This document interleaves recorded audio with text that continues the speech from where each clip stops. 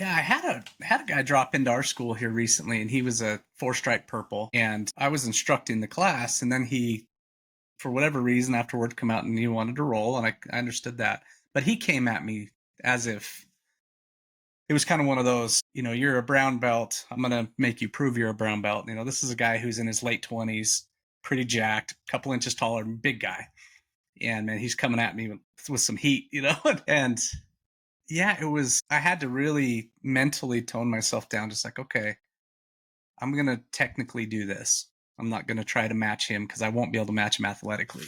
This was a He was much more of an athlete than I am, and Quite a so specimen. I just oh, he was, dude. He was just a big, strong, athletic dude, and so I'm like, well, I'll lose if I try to play his game.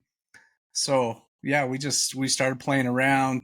Eventually, I made him my way into mount position and just kind of made him suffer under pressure there for a little while. And but it was very slow.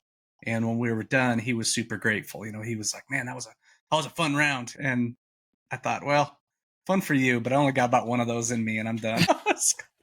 Because he was coming at me pretty hard. But, By the end of it, yeah. you get up and you're like, "Thanks, man. Thanks for the roll." He's like, "Yeah, you too." But on the inside, you're like, "Oh my gosh, I need to go home. I need to drink some electrolytes." Yeah, yeah, and it was, there was that part of me that's like, no, I'm going to prove my belt, right? And I felt like I did, but I didn't let it ramp up to a dangerous level. Had that done so, I would have called it off. And I'm not ashamed to do that.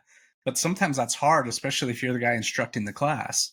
You know, we want to not only prove ourselves, but prove ourselves to the extent that our ego gets involved and us or the other guy gets hurt.